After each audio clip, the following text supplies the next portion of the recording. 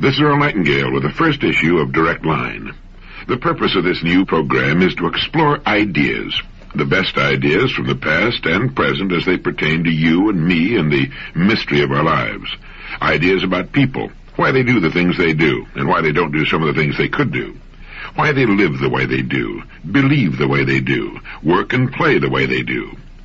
Our most distinguished and eloquent researchers in the field of psychology and psychiatry tell us that our affluent society has not brought us happiness and joy. On the contrary, people in the highly developed, wealthy nations of the world seem to be suffering from a malaise made up of boredom, apathy, and general depression.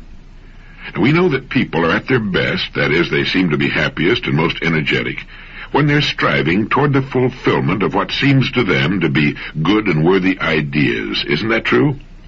People move mountains and dance and sing far into the night when they're swept up by a great idea.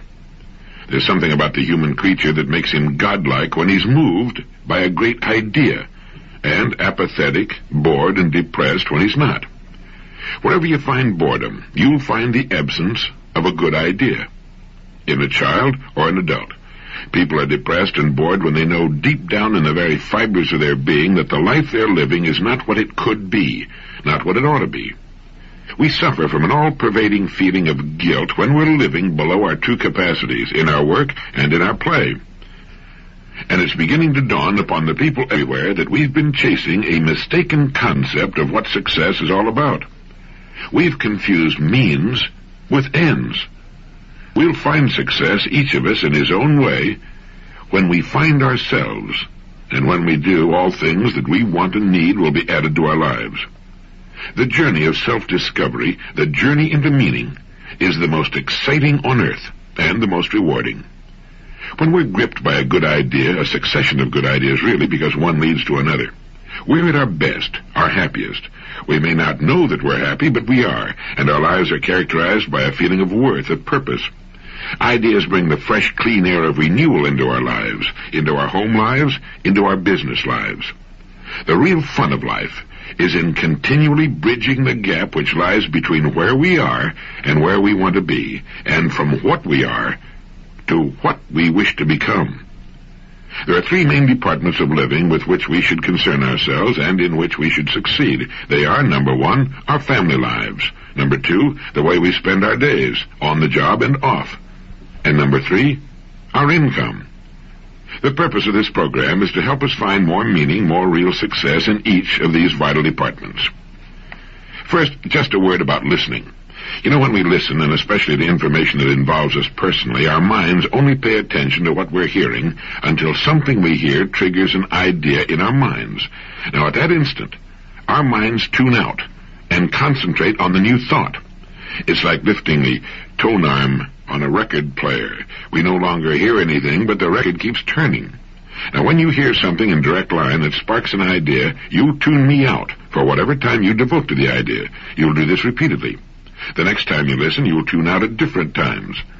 Because of the way we listen, and because our attention will dart from what we're hearing to what we're thinking about, it's necessary to hear a spoken message several times just to hear it for the first time.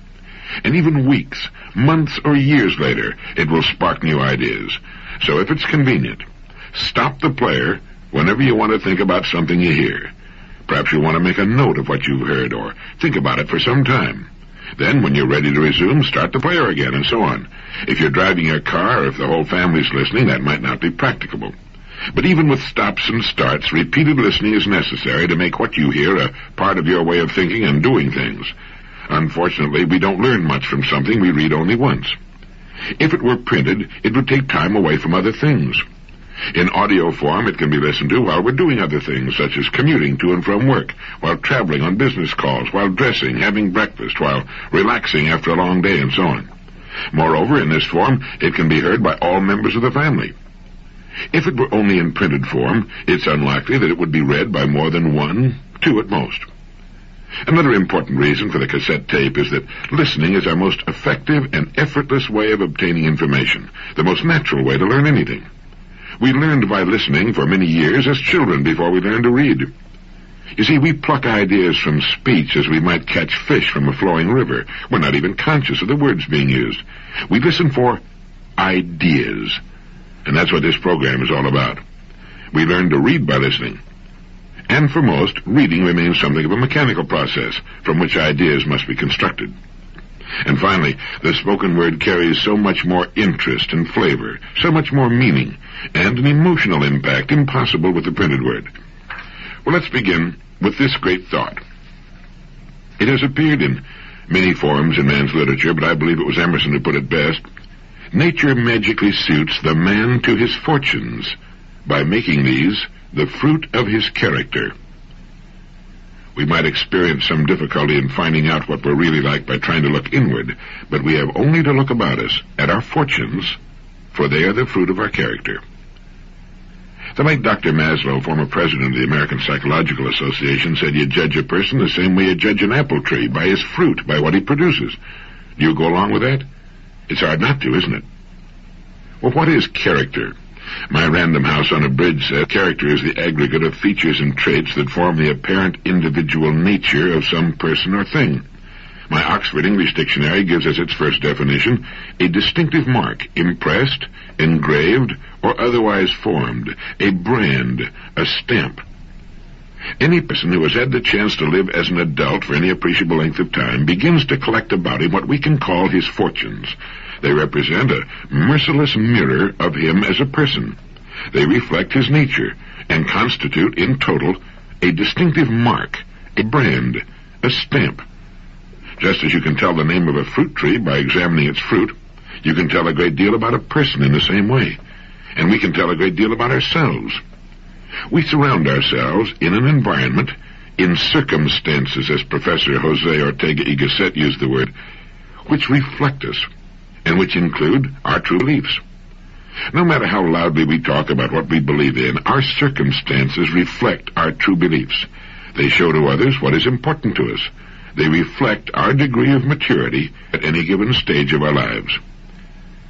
You see, our fortunes are simply the sum total of what we want and believe we are qualified to receive at any given stage of our lives. For our fortunes should change. They should not just accumulate as we get older, they should change in quality. Change to reflect the changing person. If they do not change, it is an indication that we are not changing. If they do not grow in quality, it's an indication that we are not growing and maturing as persons. Our fortunes are the fruit of our character, and our character changes. Someone once said to Dr. Robert Hutchins when he was Chancellor of the University of Chicago with regard to adult education that you can't teach old dogs new tricks. To which Dr. Hutchins replied, human beings are not dogs, and education is not a bag of tricks. We can grow through knowledge with good ideas, and as we grow, our worlds will change to reflect our growth. We outgrow our old selves and shake them off like stiff cocoons, no longer big enough to contain us, and that's as it should be. That's the way a person, a family, an organization of any kind should grow. We might say that a person, or an organization, will grow in proportion to two main conditions. The first concerns his degree of receptivity. Are his windows open to the fresh breeze of renewal in the form of new ideas and creative thinking? Many persons, you know, in organizations are closed systems. They've got their windows closed and locked, apparently in the belief that they're already the repository of all useful information. We can all name such persons and such organizations, some quite large, but shrinking. The one thing that always typifies a closed system is that it ultimately begins to shrink, and it will eventually die if it stays closed long enough.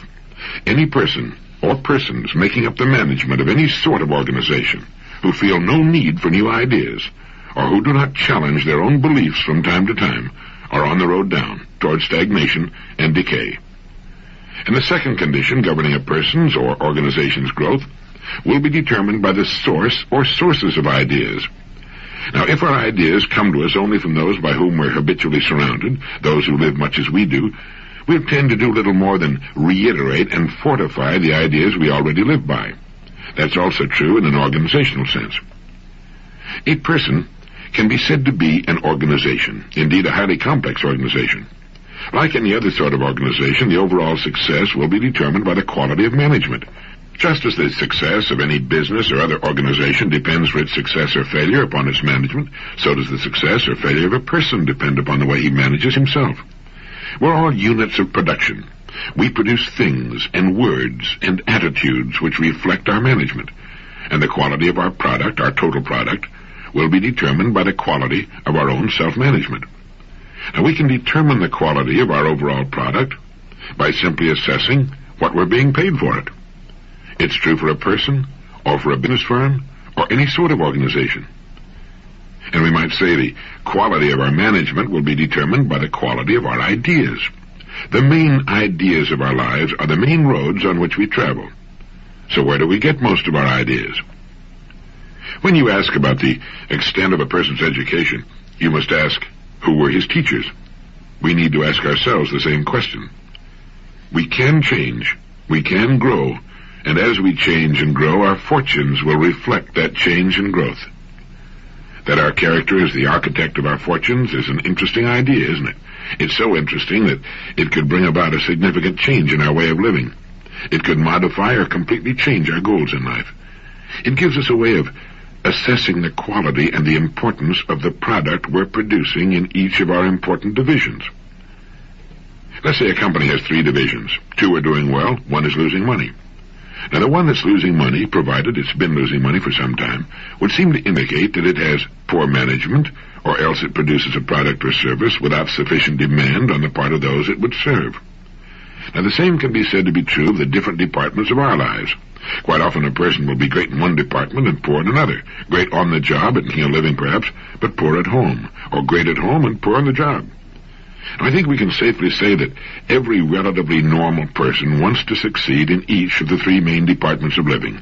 In his family life, in the way he spends his days, that is, the work he's chosen and the way he chooses to spend his free time. It's surprising, how many people tend to forget that they chose their work of their own free will, just as they chose their spouses of their own free will, and the main direction of their lives of their own free will. And we all want to succeed in the income department. That is, we want an income sufficient to fulfill our wants, not just our needs, but our wants as well. Now, we control our rewards in each of these departments. If we've been adults for any real length of time, and if we've achieved any real maturity, we must admit to ourselves that our rewards in each department are commensurate with our management, with our success in interacting with those upon whom our success depends. Now, that's an idea we will accept or reject, depending upon whether our windows are open or closed. I mentioned earlier that we often confuse means with ends. For example, an automobile is a means to an end. It's a means of getting from point A to point B. Money is a means to an end. It's the means to the kind of life we want to live. It represents financial security now and in our later years. It represents good health, education, travel, a good home, and so forth. Now, in our society, these means to ends and others have often been confused with ends. The automobile or money in itself has become an object of veneration, not for what it will do for us to make life more convenient and more pleasurable, but rather for what it is in itself. We tend to worship objects in our society. And finally, we find ourselves in possession of all the objects we ever wanted, and we stand in the middle of them and look at them and come to the realization that they're not enough, not nearly enough. A human being needs more, much more than a pile of objects, important as some of them are. And that's one of the reasons we find so much depression, so much boredom and apathy about us. People have what they wanted. Why aren't they happy? Could it be that they've not moved on to other, larger and more worthwhile goals? I think so. George Bernard Shaw said that it is the first duty of every man not to be poor. I agree with that. Poverty has never brought happiness. We see it staring from the hunger-ravaged faces of the world's underprivileged. We see it in our ghettos. But there are 2 kinds of income, psychic and tangible. Now, psychic income is the income of the mind and feelings, the kind we get when we look at our loved ones or when we've done a good job. Psychic income is the income the firemen get roaring through town with the sirens screaming. It's the income a police officer knows when he straps on his revolver and assumes the authority of his uniform. There's psychic income that comes with a promotion, with the executive suite. It's excitement and satisfaction, and it's perhaps the most important income we receive from our life's work. We can make a living, we can get rich doing many things, but psychic riches come from being in the kind of work we like, doing the things we want to do. Conrad Lorenz, in his excellent book, On Aggression, tells us that the drive to fulfill oneself to realize, if possible, the potential of one's unique endowment is coded in our genetic instructions. And it's going contrary to our genetic instructions that causes us anxiety, guilt. We seem to know that there's a way to live that's better than the one we're settling for. Now, families, schools, society all work to fit us into established pigeonholes, and for some it's fine. For others, the shoe doesn't fit. It hurts. It rubs and chafes and can become agonizingly painful. No psychic income there. So those must seek it off the job in hobbies and avocations, or change the job. But we need to get it somewhere. Psychic income is an important part of our income picture. As to financial income, it should meet our requirements. What those requirements are is a matter of individual taste. Our income should be sufficient for us to live in the style we most enjoy, have the things we think are important, do the things we want to do, see the places we want to see, and perhaps help others who didn't manage or couldn't manage to work it out for themselves. In a society such as ours, it can be said that not every person can find the kind of gainful employment that forms a perfect fit with his aptitudes, likes, and dislikes. Many factors work to hold a person in a particular place and at a particular job other than the amiability of the job itself. But I do believe that almost every thinking, growing, maturing person can find the work he enjoys. And for the rest, the deep sources of satisfaction and interest can come from experiences not connected with their work. For some, their work is the very mainstay of their lives. For others, it's simply the means to an end. Many people are quite content to not work at all. Most retired people enjoy their retirement and wouldn't change things for the world. But for some, active, mind-engaging work is as necessary as food and drink. For many women, running a home, raising their children, caring for their husbands, and 1,001 things necessary to that life are more than enough for all the satisfaction they need. They're quite content with their lives, as they should be. For other women, such a life is unthinkable, the way to madness. They need other interests, other lives. To expect that 50% of the human race should be content with keeping house and raising a family is ridiculous. It's as ridiculous as it would be to expect all men to be lawyers or bricklayers. A woman can want the love and companionship of a man and perhaps a family, without at the same time having an aptitude or even an interest in keeping house. She might prefer to be a brain surgeon, a teacher, a business executive, or any one of the 200,000 possible occupations in our society. We've been taught to live within our means, and it's good advice for a company, a country, or a person. But what are our means? Have we explored our means? Do we know what our real means are? People say a person shouldn't reach beyond his capacity. It'll only end in frustration and disappointment. What is a person's capacity? How's he to find out what it is unless he reaches? The man and wife in a so-called average home on an average street in an average town haven't the faintest notion, as a rule, that they can sit down at the kitchen table, make a list of everything they want, number the items on the list in the order of their importance to them, and then get everything on that list in 5 years, certainly in 10. An American labor leader once commented that the American people can have anything they want. The trouble is that they don't know what they want, and this most certainly applies to income. A British survey team discovered that the average American family believes that happiness can be guaranteed with a 20% increase in income. It's obvious that most people haven't the foggiest notion as to what constitutes happiness. How does a person increase his income to the point where it more comfortably meets his needs, his present needs, and his savings and investment needs for the future? A good first step is to realize that everything we want, other people have, and will give us if we earn it.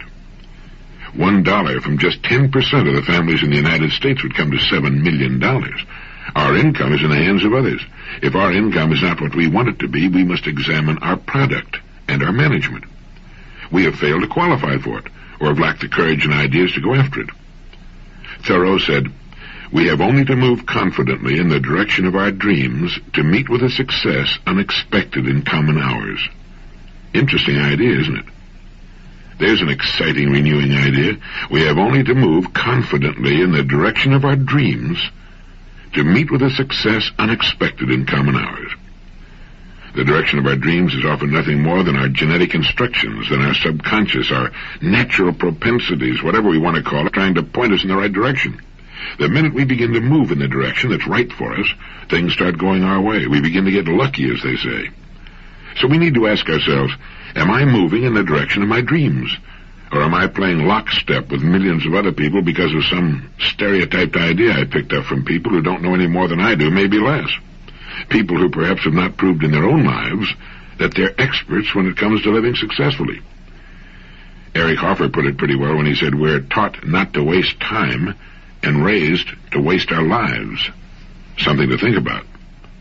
So a person, standing back and assessing the three main departments of his life, and understanding that his fortunes are the fruit of his character, gets a pretty good look at himself as manager of himself and whatever else he manages. I think, too, that it's a good idea to reassess our priorities from time to time. What is really important and what isn't? The mature person has this question pretty well straight in his mind. His goals, his needs are his own. They do not necessarily mirror those of the majority of other people. I think we'd be safe to say that with the mature person, his goals and what he considers to be important in his life will not be those held by the majority. The fact that he has goals sets him apart. Recent research into the modern plague of cardiovascular disease, with millions dying of heart disease years before they should, has turned up convincing evidence that we're bringing heart disease upon ourselves because of our lifestyle, our penchant for speed simply for speed's sake, by our impatience at delay, by our headlong rush toward what? Where? Where are we going? What's the hurry? The maturing person agrees with the great Swiss psychologist and psychiatrist Carl Jung, who said, the supreme goal of man is to fulfill himself as a creative, unique individual according to his own innate potentialities and within the limits of reality. And we can do that without a headlong, frenetic charge. You know, when we study golf under a good instructor, we're amazed to learn that an easy, slow, rhythmical swing gets the best results in direction and distance. As my good friend Julius Boros says, swing easy, but hit hard. It's the same in tennis, any sport. It's balance, it's rhythm. My good friend Herb True dropped in the office the other day and said, you know, we Catholics are on the birth control bandwagon too. It's just that we're in the rhythm section. It's good to remember, where our businesses are concerned, where our lives are concerned, it's quality and balance. It's living in balance that counts, that gets the best results, always. We'll live longer and in better health, do better, and enjoy it more. Unless we're doing piecework, it isn't the time we put in, it's the ideas we get and put to work. Everything we see about us that's man-made was once an idea in the mind of one person. Our ideas can be just as good. It takes maturity to realize that, as a rule, happiness and contentment do not come when we reach our goals. We're amazed to find that we were happier, more contented when we were striving toward them. I remember reading a comment by a New York University professor that went something to the effect that while dissatisfaction may be uncomfortable, the real disasters in life occur when we get what we want. He was referring to some of the larger goals of society, but the same thing often applies to us as persons. When we stop striving toward something new, something we find worthwhile and interesting, we begin to die. It's believed that's why teachers, scientists, writers, philosophers, farmers, and others who constantly have something new to look forward to tend to live such long, healthy lives. The teacher has a new class every year. The scientist is always working on a new, tough problem. The writer has a new book or article to do. The philosopher is forever uncovering new, interesting information, fresh ideas. And the farmer has the renewal of new crops and animals about him, a new season to work toward. Many others fit into the same category. Those who do not tend to live shorter lives. With no new place to go, they simply stop sooner. A generalization, of course, but it tends to work out. Incidentally, heart attacks, contrary to popular opinion, are not common among leaders in business and industry, in government and education. The leaders usually enjoy excellent health and have learned to live in balance. It's the people in the levels below the top who permit themselves to be skimmed off years before their time. It's been said that a heart attack is nature's way of telling us to slow down or change our habits, or both. It's a rude lesson, often fatal, but that's nature's way. How did Huxley put it? He compared living to playing a game of chess with an invisible opponent who's always strictly fair and just, but who never overlooks a mistake. If we play ill, he said, we are checkmated, without haste, but without remorse. And to those who play well, they're rewarded with the overflowing generosity with which the strong delight in strength. Living in balance, in anything, is the way to play the game well. How did James Allen put it? A calm, strong life is like a shade-giving tree in a thirsty land, a sheltering rock in a storm. You know, it's only when we're calm and at peace with ourselves that the good ideas tend to come. I think that's why we so often get our best ideas early in the morning or while doing something that's totally routine, such as shaving, showering, driving the car, or walking alone. Most people do not do much creative thinking, you know. In fact, they've been put down so many times as youngsters they've learned to distrust their own ideas, doubt their own ability to get worthwhile ideas. Our mind, and no one knows what the mind is, incidentally, or even where it is. The ancient Greeks thought for a while it was located in the liver. Our mind comes as standard equipment at birth. But since the demands put upon it are relatively small and it's not required to come up with new ideas, it soon falls into disuse. As with anything else, what we don't use, we tend to lose. And so it's easy to forget or never learn that we own free and clear the most amazing agency ever to appear on Earth, the human mind, all of it, whatever it is, subconscious and conscious, seeming to draw as it does on the mysterious stuff of the universe, past and present. You know, there's a system for creative thinking. Perhaps you're familiar with it. First, you define the problem. Put it on paper. Quite often, just defining it leads to a solution. The next step is to begin gathering data with regard to the idea. We need to find out all we can about the possible ways in which such an idea might be solved. We need to read about it, talk to people who've had similar problems, find out all we can about it. Next, we need to write down possible solutions. Think about possible solutions. Turn the problem every way but loose. Worry it like a puppy with a slipper. If it has to do with a product, can it be made larger, smaller, a different shape or color, simpler? You know, it's generally believed that in order to produce a product of excellent quality, it must cost more. The old dichotomy still hangs on the idea that if something is inexpensive, it must not be of the highest quality. Well, that's ridiculous. It can be inexpensive and still be of excellent quality. Think in terms of simplification. Can the superfluous be taken away? Sometimes a superior product must cost more because of the quality of its components and manufacture, but not necessarily. Since World War II, we've seen some excellent products turned out at very reasonable cost. After you've thought about it until you begin to dream about it and talk to yourself about it, then forget it.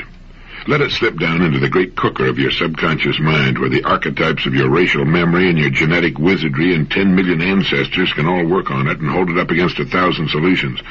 The mind is like a supercomputer. It'll work on a problem while we're doing other things. Let it cook as long as it needs to, and then, one bright morning, if you're like I am, it'll usually wake you up at about 4 in the morning. The answer will pop into your mind as clear and simple and perfect as anything you ever saw in your life. You then yell Eureka, leap out of bed, and write the answer down on a piece of paper as fast as you can. If you don't, the idea can slip away as quietly and mysteriously as it came, and you can spend the next 20 years trying to recall it. The next step is to put the solution to work and stay with it to completion. Don't try to play it too safe. Nobody ever got to second base trying to keep one foot on first. Either you have confidence in your ideas or you don't. Getting good ideas is only about 10% of the job. The 90% is the follow-through. The person who will follow a good idea through to completion is one of the most valuable people in our society. Every problem is an opportunity. Our opportunities are an exact ratio to our problems. We have great national problems. Therefore, we have correspondingly great national opportunities. The bigger the problem, the better the opportunity. Problem, pollution. Great industries employing many hundreds of thousands, perhaps millions of people will be built upon the problems of air, land, noise, and water pollution. Problem, population.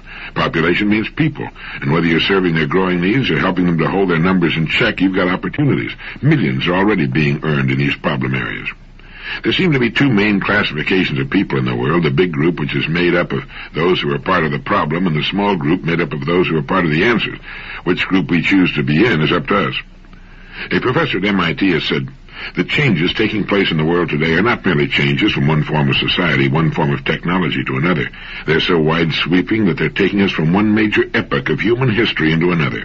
We are in an order of change which is completely different from anything our ancestors knew, unless we go back 10,000 years when they invented property, ownership, work, and mechanics based on the wheel.